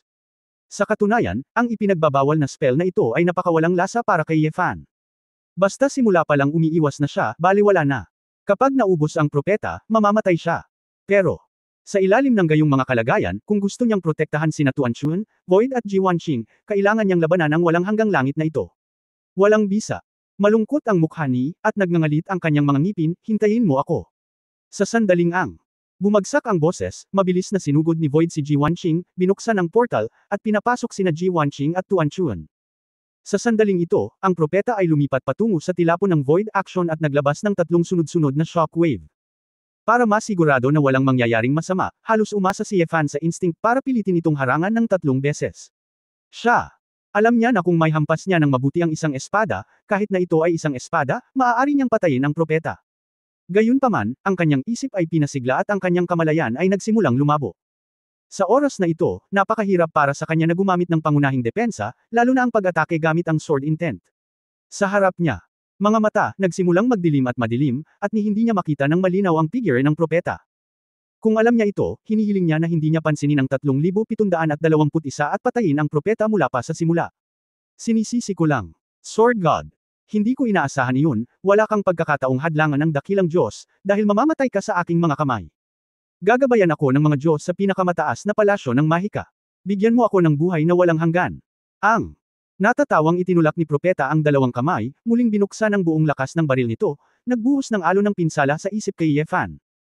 Sa isang kritikal na sandali, bumukas ang isang asul na pinto ng espasyo, at kinaladkad ni Void si Feng Xiaohui sa pinangyarihan.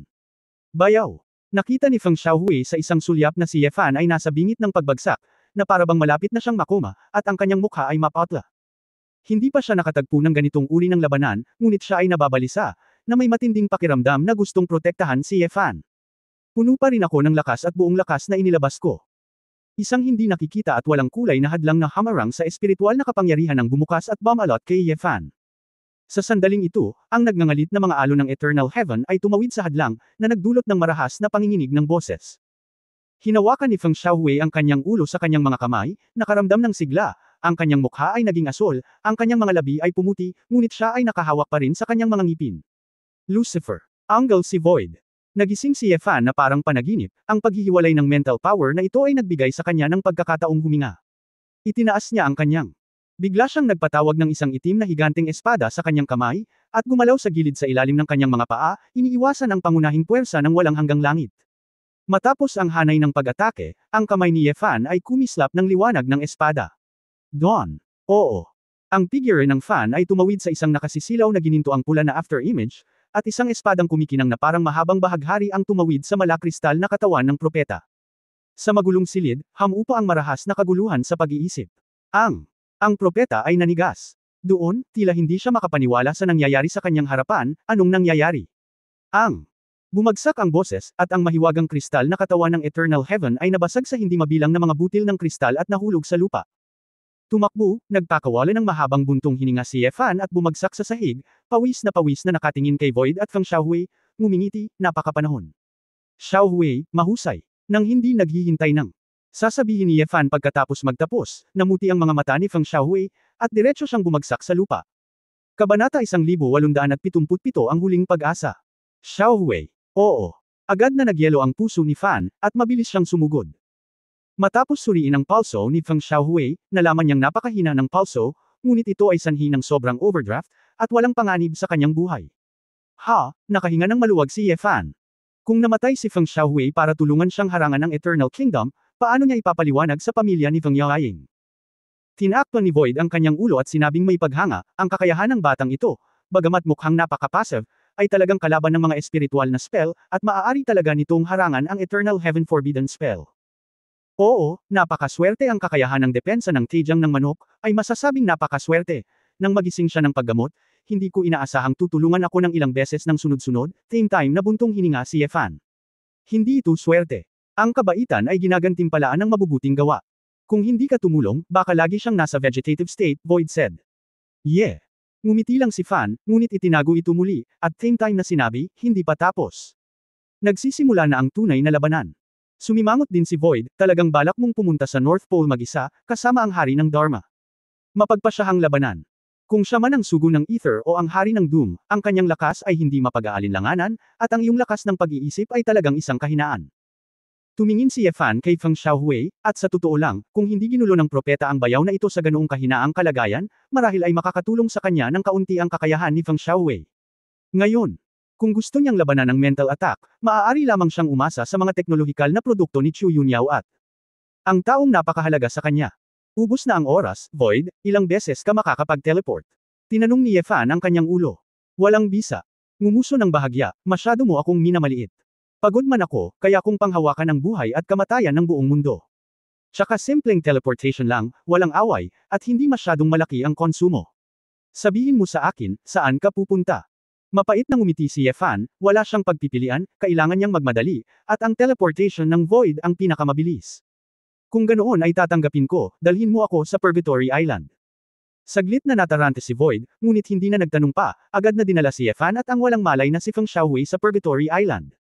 Pagkatapos ihatid si Ye Fan, nag-isip si Void at sinabing, aalis muna ako, at darating ako pagkatapos ng ilang sandali.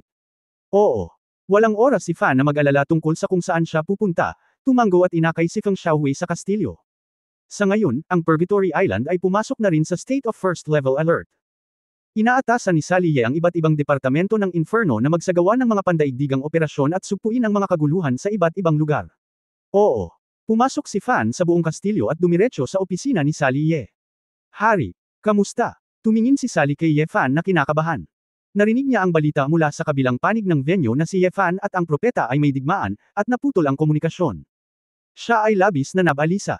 Ngumiti si Ye Fan at sinabing, okay lang, salamat kay Xiaohui, hindi nagtagumpay ang propeta. Nakahinga ng maluwag si Sally Ye, Wang, ano ang dapat nating gawin ngayon? Nandito ka ba para pamunuan ang pangkalahatang sitwasyon? Oo. Umiling si Fan, Inferno, pwede ka lang magutos, ang gawain ngayon ay supuin ang pandaigdigang kaguluhan, nandito ako para hanapin si Angela. Hari, kamusta? Tumingin si Sally kay Ye Fan na kinakabahan. Narinig niya ang balita mula sa kabilang panig ng venue na si Ye Fan at ang propeta ay may digmaan, at naputol ang komunikasyon. Siya ay labis na nabalisa. Ngumiti si Ye Fan at sinabing, okay lang, salamat kay Xiaohui, hindi nagtagumpay ang propeta. Nakahinga ng maluwag si Sally Ye, Wang, ano ang dapat nating gawin ngayon? Nandito ka ba para pamunuan ang pangkalahatang sitwasyon? Oo. Umiling si Fan, Inferno, pwede ka lang magutos, ang gawain ngayon ay supuin ang pandaigdigang kaguluhan, nandito ako para hanapin si Angela. Alam ng Diyos na ito na kapag may nangyaring ganito, tanungin mo ako. Pagdinig. Sa paggalaw, pumasok si Angela mula sa pinto sa oras na ito, mayabang, na parang alam niyang darating si Ye Fan. Inilagay ni Ye Fan si Feng Xiaohui sa sofa at nagtanong, tulungan akong makita kung ano ang kalagayan ni Xiaohui. Napasulyap si Angel sa kanya at madaling sinabing, ang sarap matulog ng ilang araw, sobrang mental overdraft lang. Oo. Tumango si Fan, ganap na gumaan, at pagkatapos ay nagsabi, ang tiyak na sitwasyon, dapat ay narinig mo, hahanapin ko ang hari upang pigilan ang kanyang plano, ngunit ang kapangyarihan ng isip ay isang malaking problema. Dahil minamaliit mo ang magic ng ether, dapat may paraan ka para harangan ang kanyang mga espiritual na spell, tama ba? Oo. Hindi natakot si Fan na makipaglaban sa hari ng Dharma, ngunit natakot siya na hindi siya makalapit, kaya napigilan muna siya ng mga espiritual na spell. Bagamat sinasabing ang pagpapalaya niya kay Shang Shanruo Shui ay lubos na makakapagpapataas sa kanyang paglaban, kung ang hari ay gagamit din ng espiritual na pag-atake ng antas ng Eternal Kingdom, pakiramdam ni Ye Fan na siya ay dahadaw pa rin. Ngayong wala si Feng Xiaohui, ang tanging naiisip niya ay ang Platinum God Princess sa katawan ni Angel. Anong ugali mo? Ayaw mo bang magmakaawa sa akin? Malamig na sabi ni Angela. Kapag si Ye narinig ito ng Fan, agad siyang nagalit, at ang mga dating problema ng prinsesang Protoss na ito ay nanimbalik. Dumiretso si Ye Fan at niyakap ang balingkinitang baywang ni Angel, itinaas ito sa kanyang mga balikat, at hinampos ng ilang palad ang palda ng dalaga. Pumalakpak! Pumalakpak! Habang humahampas, tinuruan niya ng leksyon, kailan ba? Anong klaseng costume? Masunurin ka ba? Sa kanyang pagpapatuloy, siya ay nagmumura sa isang mapanlinlang na boses, marumi at maalay na mga tao. Ibaba mo ako. Bakit mo ulit binugbog ang Diyos na ito? Paulit-ulit mong sinaktan ang Diyos na ito, hindi ka ba natatakot sa paghatol ng Diyos? Sasaktan kita. Kapag hindi ka sumunod, sasampalin kita. Kung hindi mo gagamitin sa kritikal na sandali. Marunong kang magpanggap. Isa kang Diyos. Tuwang-tuwang sabi ni Ye Fan. Isang kier. Yabang mo. Magkano ang nabawi mo, mapagaling mo ba ang Dharma King? Tanong ni Ye Fan. Humph. Bagamat ang Diyos na ito ay nakabawi lamang ng kaunting lakas, ano ang mahirap sa simpleng pagharang sa mga pag-atake sa isip? Galit na sabi ni Angel sa kalang si Ye. Ibinaba ni Fan ang babae, hinawakan ang kanyang malambot na puting mukha na may baby fat, at nakangiting sinabi, tama, sabihin mo sa akin, ano ang magagawa ko? Nang mahawakan si Kier ng ganito ng isang lalaki, hindi niya maiwasang mahiya. Alam niya na ito ay dahil sa kapangyarihan ng pananampalataya, ngunit hindi maipaliwanag na naantig siya kay Ye Fan. Siya huminga ng malalim at sinabi sa sarili na ilusyon lang ang lahat, hindi sinsero, hindi niya talaga kayang magkagusto sa isang tao. Pagkatapos, nagpakita ng malamig na mukha si Angel at nagsabi, bagaman ang Diyos na ito ay nakabawi lamang ng napakaliit na kapangyarihan, paano maihahambing ang kaluluwa ng Diyos na ito sa buhay ng eroplanong ito? Ang ibang mga Diyos ay hindi nang ahas na sabihin, ngunit may mga Diyos. Sa tabi mo, ang ether na iyon ay walang espiritual na kapangyarihan at hindi maaaring magdulot ng anumang banta sa iyo. Oo. Narinig ito ng Fan at naguguluhan na nagtanong, ibig mong sabihin. Gusto mong sumama sa akin sa larangan ng digmaan. Bakit, sobrang naantig ako, gusto kong lumuhad para magpasalamat sa Diyos. Bumalik sa mukha niya ang yabang ni Angel. Gayunpaman, direktang tinanggihan ni Ye Fan, hindi. Kahit na mayroon kang malakas na espiritu, ang iyong katawan ay masyadong marupok. Ang larangan ng digmaan ay nasa North Pole at ang kapaligiran ay malupit. Bukod pa sa labanang ito sa Dharma King, hindi ako maabala para protektahan ang iyong kaligtasan. Kung sakaling magkaroon ng landslide, lubhang delikado ang sitwasyon, hinding-hindi ako papayag na masaktan si Angel. Nagulat si Angel, hindi niya inaasahan na tatanggi si Ye Fan, ang dahilan ay para protektahan siya. Marunong ka talagang mag-alaga kay Angel, ungol ng prinsesa ng Protoss, medyo hindi kumbinsido at medyo umasim. Bumantong hininga si Ye Fan at same time na sinabi, makinig ka, prinsesa, ang susunod kong sinabi ay hindi kay Angel, kundi sa iyo. Hindi man tayo nagtagal, binugbog din kita at pinagalitan, pero alam kong, mabait kang Diyos, mabuting Diyos. Ako. Ayokong masaktan si Angel, pero ayoko rin na unti-unti kang gumaling at makatagpo muli ng panganib. Kasi, kung mali ang katawan ni Angel, ikaw mismo ang dapat gumawa. Pag-alagala ulit, paghahanap ng pisikal na katawan, pagsasanay muli, haharapin mo pa ang panganib na mawala ang iyong kaluluwa, hindi ba? Natigilan si Angel, nakatitig kay Ye Fan ng blanco, hindi inaasahan ng isang lalaki na magsasabi ng ganoong bagay. Sa totoo lang, hindi ko alam kung ano ang mangyayari sa akin at sa mundo pagkatapos ng labanang ito. Pero alam kong kung mabubuhay ka ng maayos, magiging mabuti ka sa akin, Sally, sa lahat ng tao sa paligid mo, at maging sa mundong ito. Ito ay isang magandang bagay na sabihin. Ikaw ay isang tunay na Diyos pagkatapos ng lahat, at pagpapalain mo ako, lahat, at ang mundo, tama ba? Ngumiti si Ye Fan at hinawakan ang buhok ni Angel. Bahagyang bamuka ang bibig ni Angel, tumingin siya kay Ye Fan ng hindi inaasahan, at tila medyo nalilito. Si Sally Ye na nasa gilid ay namumula ang mata at nakagat ang mapupulang labi.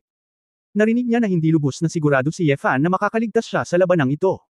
Iyon ay Kung bakit siya nagbigay ng labis na pansin sa hindi kilalang kadahilanan ni Angel, isang prinsesa ng lahi ng Diyos mula sa isang mataas na eroplano, marahil ang huling pag-asa ng mundong ito. Kabanata 1878 may problema. Gusto talaga ni Sally Yen na pigilan si Ye Fan na makipagsapalaran, ngunit alam niya na kung actress siya sa oras na ito, hindi ito ang hari na kilala niya at ng mga demonyo. Makikilos ka ba sa iyong mga tao lamang? Bata. Lumingon si Angel, pumikit ng mariin, pagkatapos ay nag-alinlangan, tinanggal ang isang itim na pendant sa kanyang leeg, at ibinigay ito kay Ye Fan. Narito, dalhin mo ito sa iyo, dapat itong maging kapaki-pakinabang. Kinuha ito ni Fan, at nang tingnan niya ito, nakita niyang isa pala itong itim na kristal na palawit ng isang Hellsword wielder.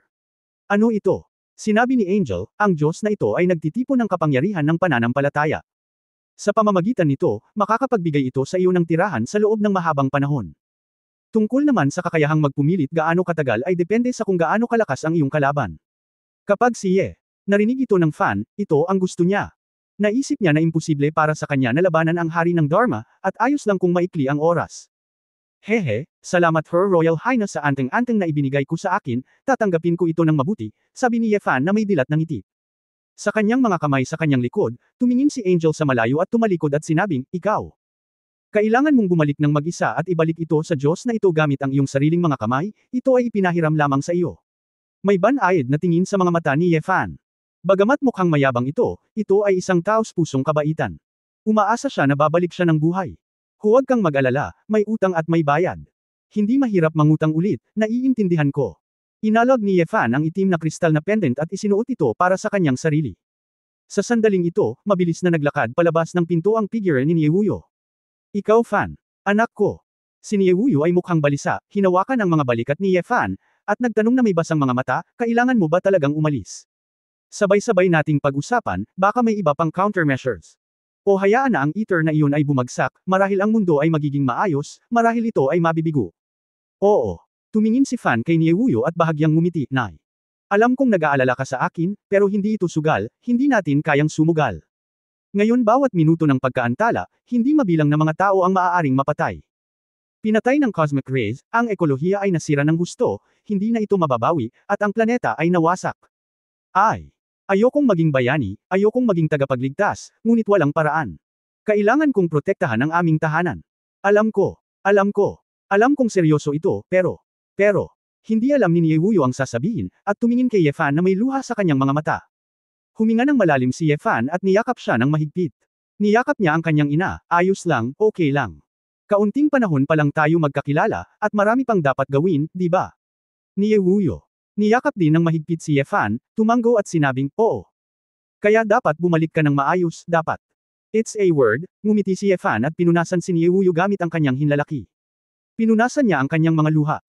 Sa sandaling ito, napansin ni Ye Fan ang ilang paggalaw sa labas, at bumalik ang kawalan, hindi lang iyon, ngunit nagdala din siya ng maraming tao.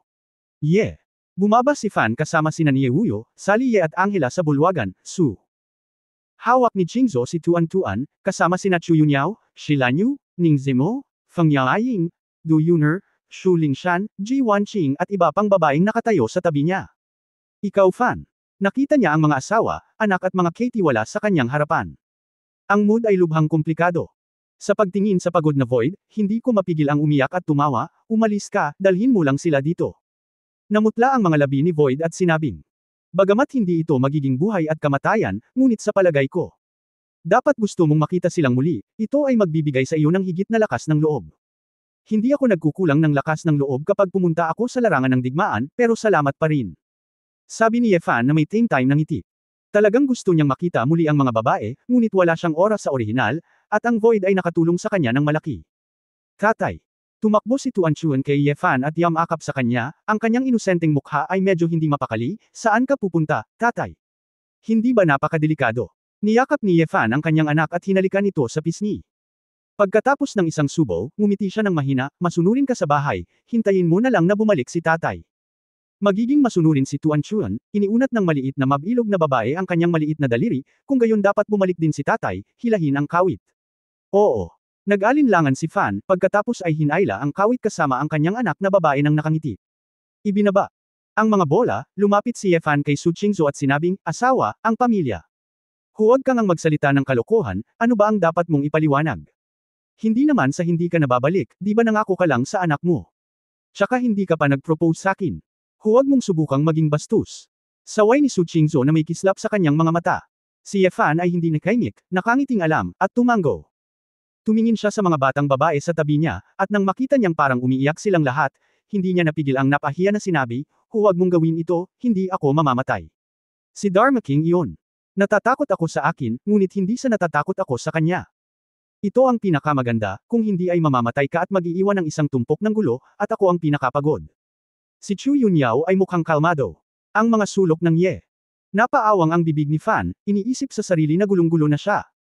Itinikom ni Ning Zimo ang kanyang mapupulang labi at nakangiting sinabi, bumalik ka dali, hihintayin kitang ipagtimpla ka ng tsaa. Okay, naghihintay pa rin ako para sa bagong tsaa ngayong taon, nakangiting sabi ni Ye Fan. Bahagyang nabulunan si Feng Yaoying at sinabing, nakoma si Xiao Wei para iligtas ka. Kapag nagising siya, kailangan mong humingi ng tawad sa kanya. Oo. Masiglang tumango si Fan, kailangan. Kapatid na Ye Fan, hiniling ng aking Panginoon na alagaan mo ako, hindi mo ako maaaring iwan mag-isa, mat-array na sabi ni Shilanyo. Pinunasan ni Ye Fan ang mga luha ng babae, I see, you girl, hindi ka umiyak, bakit ka umiiyak? Eat. Okay lang na hindi sabihin, pero napaiyak din si Du Yuner sa tabi niya. Nagmamadaling tiniyak ni Ye Fan, Yuner, bakit ka ganyan? Huwag kang umiyak, magtiwala ka sa akin. Bueno.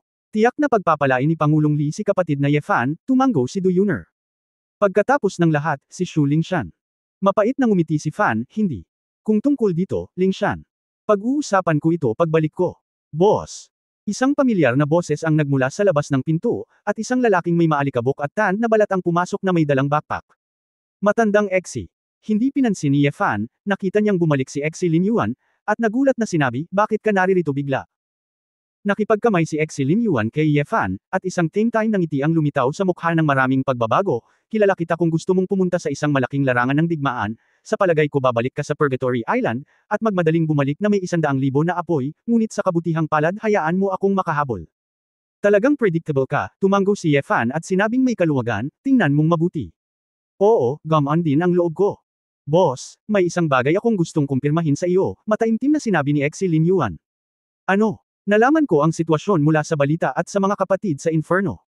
Pupunta ka ba ngayon sa North Pole? Tanong ni Exi Lin Yuan kay Ye. Tumango si Fan, oo, ano ang problema? Paano mo malalaman na ang Dharma King ay nasa North Pole? Tanong ni Exi Lin Yuan. Dahil isang malaking grupo ng ilaw ang natagpuan doon, sinuri ito ng satellite, at ang eroplano doon ay lubhang naapektuhan ng electromagnetic interference, sabi ni Ye Fan. Ngayon ay mayroong electromagnetic interference saan man sa mundo. Kung ang parehong mga poste ay apektadong lugar, magkakaroon ng malakas na interference, na hindi nangangahulugang anumang problema. At ang liwanag na grupo ay dapat kung nasaan ang Dharma King. Ang North Pole ay ang polar night, kaya ang kaunting liwanag ay magiging napakalinaw. Hindi mo ba iniisip na ang kanyang kabanalan ay masyadong maningning? She should be hoping to delay time at hindi maistorbo, right? Bakit pumili ng isang kapansin-pansin na polar night upang lumiwanag? Tanong pabalik ni Exi Lin Yuan. Biglang may napagtanto si Ye Fan at lahat ng naruroon. Tumingin si Ye Fan kay Ji Wanqing sa tabi niya, Wanqing. Nakakasigurado ka bang nasa North Pole ang Dharma King?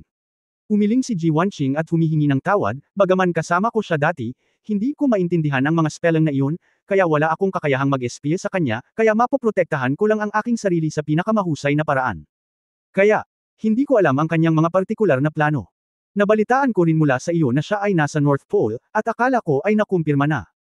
Boss, may problema, matigas na sabi ni Exi Lin Yuan. Kabanata 1879 ang Ragnarok ng mga Diyos. 1879 na oo. Kumikislap ang mga mata ni Fan, at pagkatapos mag-isip sandali, nagtanong siya, Yunyao. Kung nais ng kanyang kabanalan na buksan ang interstellar portal, kailangan ba niya ng anumang kagamitan? O maaari ba niyang buksan ito mismo? Hindi ka nagsasalita ng kalokohan. Siyempre kailangan mo ng kagamitan. At ito ay isang aparato na makatiis ng maraming enerhiya. Tingnan kung gaano karaming mga sinaunang bato at halwang metal ang aking ginugol sa paggawa ng makina. Bagamat hindi ko alam kung kailan gagawin ng hari ang aparato, kailangan niyang maging handa. Gaano man karaming enerhiya ang maaaring makuha, hindi ito sapat na malaki upang simulan ang interstellar teleportation. Sabi ni Chu Yunyao. Bato ng Honghuang. Aloy. Malamig na kumislap ang mga mata ni Ye Fan, at sinabi niya, tama. Zhengzaiyan Pagoda. Zhengzaiyan Pagoda lang. Boss, ano ang naisip mo? Tanong ni Exi Lin Yuan. Oo. Tinapik ng fan si Exi Lin Yuan sa balikat ng malakas, matandang Exi, bumalik ka kaagad, kung hindi, malilin lang siya muli. Minsang sinabi ng emperador na ang Zhengzhien Pagoda sa Antarctica ay gawa sa ether alloy at Honghuang stone. Nawasak. Bukod sa dambuhalang halimaw na iyon, wala na siyang ibang kagamitan para mag-imbak ng ganoong kalaking enerhiya. Ang ibig mong sabihin ay ang Zhengzhien Pagoda na binisita mo nung una kang pumasok sa sinaunang daigdig ng engkanto. Ang bagay ba ay gawa sa ether alloy? Nagtatakang tanong ni Chu Yunyao. Tama, gawa ito ng maraming ether na halwang sasakyang pangkalawakan, sabi ni Ye Fan. Natigilan si Chu Yunyao, hindi katakatakang hindi mo mapipilit ang iyong pag-alis, dapat ganoon. Hindi ka maaaring magkamali. Ang halwang metal ng ether mismo ay may mga espesyal na katangian. Kahit na ito ay muling hugis, ito ay napakaangkop para sa pag-iimbak ng enerhiya. Huminga ng malalim si Ye Fan. Napabuntong hininga, sinabi niya sa kawalan sa gilid, papuntahin mo ako dyan, pumunta ka na lang sa gilid, baka maabala ang mahika mo kapag malapit ka na. Walang bisa. Natural din na naiintindihan niya na hindi siya maaaring gumawa ng palakol sa harap ng kanyang kabanalan, okay, ipapadala kita sa Antarctic Circle. Oras. Malapit na ang oras, hindi na naglakas loob si Ye Fan na magantala pa, kahit na napakahirap niyang bitawan, maaari lamang niyang tingnan ng malalim ang lahat, at pagkatapos ay pumasok sa portal. Si Su Qingzhou at ang iba pang kababaihan ay pinanood ang lalaki na naglalakad sa asul na liwanag. Sa gitna, may anino sa kanyang puso. Matapos mawala ang lalaki, biglang may naisip si Su Qingzhou, at tinanong si Chu Yunyao na nasa tabi niya, may satellite ba para makita ang sitwasyon sa Antarctica? Kahit may sky ice siya, walang tao sa Antarctica, kaya natural na hindi siya makakapunta doon. Impormasyon. Oo, ngunit nangangailangan ng oras upang mag-adjust, at hindi ko ito makita ng malinaw. Pagkatapos ng lahat, hindi ito satellite ng militar, sabi ni Chu Yunyao. Tingnan natin, masarap makakita ng kaunting impormasyon. Nag-aalalang sabi ni Su Qingzhou. Bagamat labis na naguguluhan si Chu Yunyao, hindi niya alam kung bakit kailangang panuurin ito ng babae. Pagkatapos ng lahat, hindi niya makita ang tiyak na sitwasyon ng labanan. Ngunit nang makita ang desperadong kahilingan ni Su Qingzhou, tumango pa rin si Chu Yunyao, okay, sundan mo ako sa laboratorio. Ang Antarctic, ang langit ay napakalamig, at libu-libong milya ang nagyelo. Ang nakakasilaw na araw ay sumisikat sa malawak na puti, at ang mga ordinaryong tao ay maaaring maging snowblind kung sila ay maglalakad ng mahabang panahon. Sa ganitong kapaligiran, kahit may liwanag na nagniningning, talagang hindi ito madaling matagpuan. Pagkatapos ni Ye, ang fan ay lumabas mula sa asul na pinto ng kalawakan, agad niyang nalaman na mayroong tuloy-tuloy na daloy ng mga particle ng enerhiya na bumubuhos patungo sa South Pole sa lahat ng direksyon. Kung magkamali ang space teleportation, ito ay lubhang mapanganib. Maaari lang kitang ipadala dito, mataimtim na sabi ni Void. Pagod ka na. Susunod, pupunta ako mag-isa at hihintayin ang aking magandang balita. Tumalikod si Ye Fan at ngumiti. Pagkatapos sabihin iyon, diretsyong nagwatek-watek si Ye Fan, ang kanyang buong katawan ay sinindihan ng gintong pulang apoy, at ang mga pakpak ng espada ng kaliskis ng dragon ay nakabukas sa kanyang likuran. Sa isang biglaang sipa, ang isang malaking halaga ng lumilipad na nyebe ay itinaas, na naging isang pagkabigla, lumilipad patungo sa gitna ng kontinente. Kung paanong lumipad si Ye Fan ng 12-dosenang kilometro at nakarating sa gilid ng kontinente ng Antarctic, mayroong isang ethereal at lumulutang na boses sa malawak na kalangitan sa unahan. Nandito ka pa. Si Ye Fan ay natigilan sa kanyang puso. Medyo nakakalat ito ng hangin, ngunit naiintindihan pa rin niya ang pagkakaiba, eksaktong kapareho ni Ji Wanqing. Siyempre, tiyak na hindi ito si Ji Wanqing, ito ang tunay na boses ng kanyang kabanalan. Sinabi ko kanina na kahit anong plano mo pipigilan kita. Oo. Hindi bumagal si Fan, ngunit ang kanyang mga mata ay naging mas determinado, at siya ay lumipat patungo sa mainland. Buong sprint sa hinterland. Mahigit 100,000 taon na akong naghintay para makabalik sa aking bayan. Hindi ako papayag na ang isang maliit na buhay sa kanyang 20s ay hamarang sa aking daan patungo sa aking bayang sinilangan. Ako ay nakulong ng maliit na buhay sa loob ng daan-daang taon. Nayen, may mukha ka talaga para sabihin ito, ngini siya ni Ye Fan. Sa langit, tumahimik ka. Apo ni Ye Wuya. Gagamitin ko ang iyong dugo para isakripisyo ang dakilang liwanag ng ether. Ilawan ang tarangkahan ng Starry patuloy na nagbanggaan ang enerhiya ng mga strands, na nagresulta sa isang malakas na magulong daloy ng mga particle ng enerhiya. Hindi inaasahan ni Ye Fan na ang gilid ng kontinente ng Antarctic ay napakagulo na bago pumasok sa paligid ng Zhengzhien Tower. Wala kang alam tungkol sa elemental na kapangyarihan ng etheric civilization. Sa tingin mo mapipigilan mo ako sa pagbukas ng gate ng Starry Sky. Napakalapit mo, hindi mo magagawa. Biglang, nakita ni Ye Fan na ang harapan sa puting nyebe, isang apoy ang sumabog sa kalangitan, tulad ng isang higanteng pagsabog ng bulkan. Ang nagyayelong Antarctic. Nagkaroon ng apoy sa buong kalangitan. Ye Fan, manginig. Dapat kang parangalan, dahil masasaksihan mo ang ipinagbabawal na spell na hindi pa lumitaw. Twilight of the Gods. Sa dulo, ang tinig ng Dharma King ay tila naging sanhi ng pagguho ng langit at lupa. Sa lahat ng direksyon, umuungol ang hangin, nagbitak ang yelo at nyebe, at pumutok ang kulog. Oo. Naramdaman ni Fan ang pagkirot sa kanyang anit.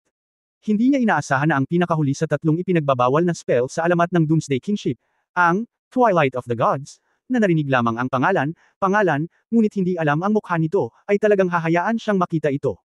Sa isang araw, nakaharap sa dalawang magkasunod na forbidden spell, hindi alam ni Ye Fan kung matutuwa siya o malulungkot. Mula sa bibig ni Niewuyo at iba pang mage, siya. Naunawaan na ang mahika ng mga Diyos.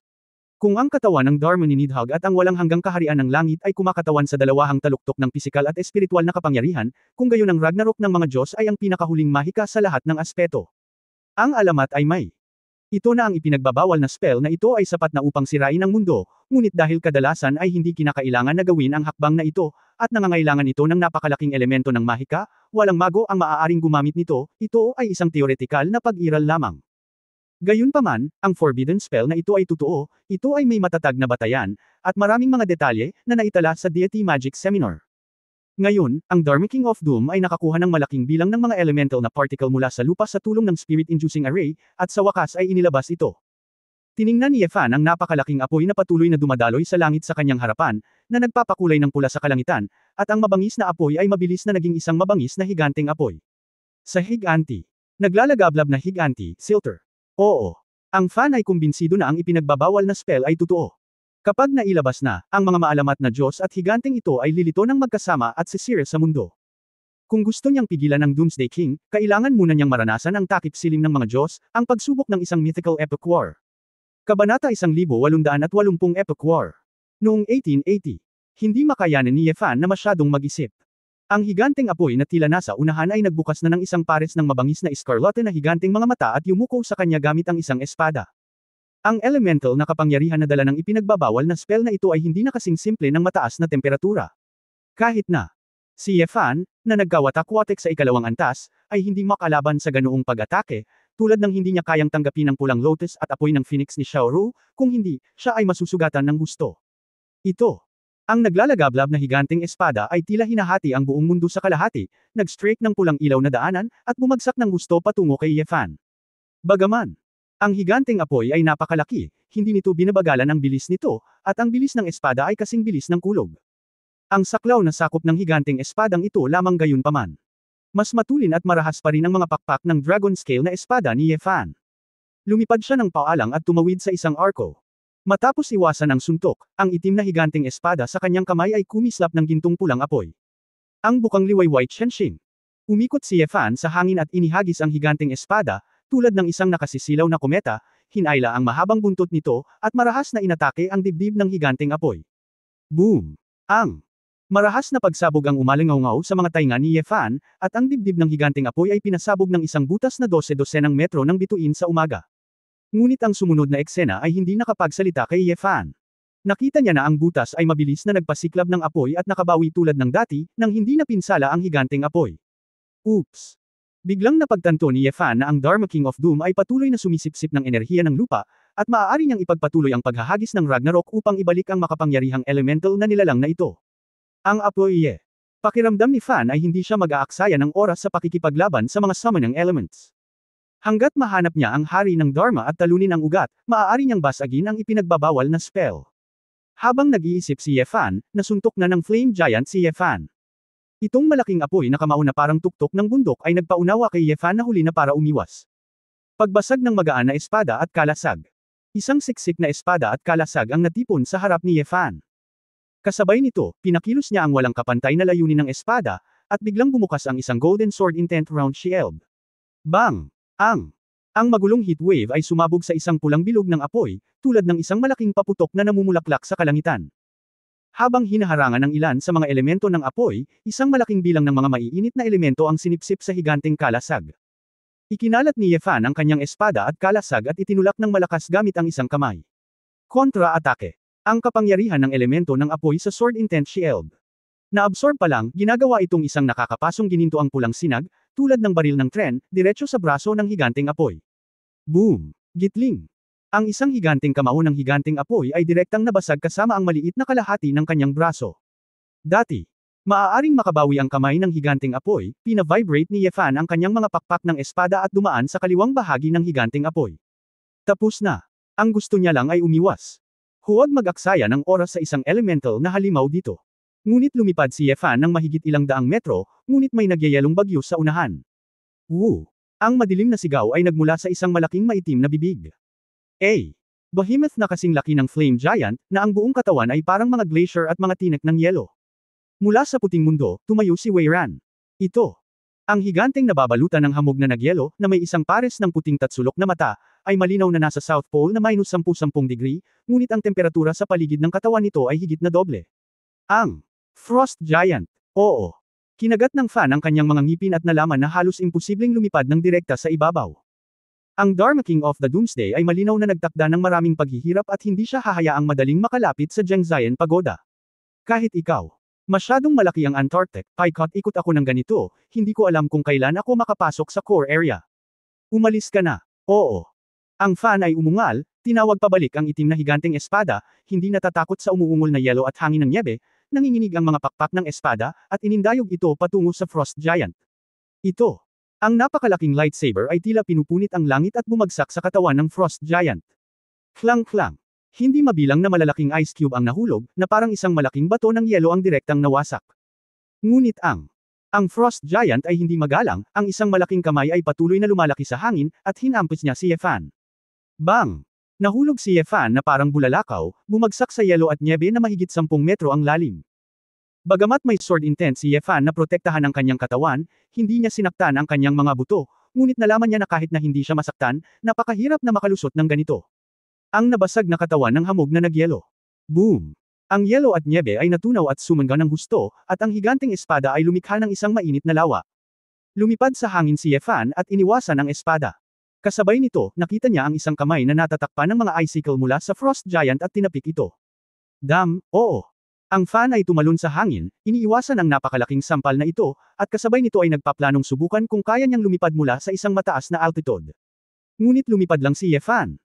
Mataas na altitude at lalagpasan na sana ang Frost Giant, ngunit narinig niya ang tunog ng ligaw na kulog na nagmumula sa harapan. Boom! Gatlang M.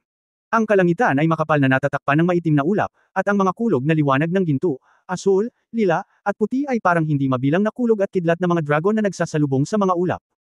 Isang matipunong mandirigma na tila nakasuot ng kulog at kidlat na baluti at may hawak na isang higanteng martilyo na gawa sa kulog at kidlat, na may Thunder God Sol. Bagamat alam ni Yefan na ito ay hindi isang tunay na Diyos, ngunit isang imahe ng mga elemento ng kulog at kidlat, mayroon pa rin siyang halo-halong damdamin ng talagang kaharap niya ang Diyos ng kulog sa mga kwentong mitolohiya. Ang kanyang planong lumipad mula sa isang mataas na lugar ay talagang nakita ng kanyang kabanalan sa araw ng paghuhukom. 12 ng kidlat ang nagkupo sa higanteng martilyo ni Thor mula sa lahat ng direksyon, at ang martilyo ay nabasag kay Yefan sa malayo, na parang libu-libong kulog ang bumagsak patungo kay Yefan ng sabay-sabay. Bagaman ang banal na kapangyarihan ng kulog sa kaharian ng langit ay hindi maihahambing sa parusang minsang naramdaman ni Yefan, tiyak na hindi ito isang bagay na pisikal niyang kayang labanan. Mabilis na nagpatawag si Yefan ng 3-layer folding light sword at shield. Boom boom boom. Kasama tatlong sunod-sunod na pagsabog, ang tatlong espada at kalasag ni Yefan ay inalog. Habang nilalabanan ang Thor's hammer na ito, tinalikuran din niya ang ideyang lumipad mula sa mataas na lugar. Nakikita ang mga Diyos ng kulog, mga higanteng apoy, at mga higanteng nagyelo na darating, tiyak na may iba pang makapangyarihang mga halimaw at mga Diyos sa takip silim ng mga Diyos sa likod, ang mga gintong apoy sa mga mata ni Yefan ay tumalon ng ligaw, nagngangalit ang kanyang mga ngipin. Hindi lamang niya kaya hindi mamatay, kailangan niyang panatilihin ang sapat na lakas upang makipaglaban sa hari ng mga Pharaoh. Dahil hindi ka makalibot dito, kung gayon malaking bagay na labanan ang mga Diyos at patayin sila ng pilit. At kahit na ang pinakamataas na kabutihan ay gamitin, bagaman ang mga elemental na halimaw na ito ay madaling masira, ito ay pansamantala lamang, at ang Dharma King ay patuloy na magpapatawag at magpapanumbalik. Ang punto since kailangan kong mabilis na makalusot at protektahan ang sarili ko, isa lang ang trick na matagal nang walang silbi. Ang buong katawan ni Yefan ay puno ng sword intent, at ang mga pakpak ng Dragon Scale Sword ay nakakalat, na iwan lamang ang itim na higanteng espada sa kanyang kamay. Nagkawatak-watek ang sword intent. Espada ang katawan ng Diyos. Ang Golden Red Sword ang Intent Brilliance, tulad ng isang supernova explosion, ay agad na lumawak at kumalat mula sa katawan ni Yefan. Ang isa ay maihahambing sa dalawang higanti, ang liwanag at anino ng espada ni Yefan, ang kanyang mga mata ay nagliliyab, at ang kanyang katawan ay naglalabas ng mabangis na layunin ng espada, na nakatayo sa kontinente ng Antarctic. Pagtatapos ng kabanatang ito. For more updates, click on the notification bell.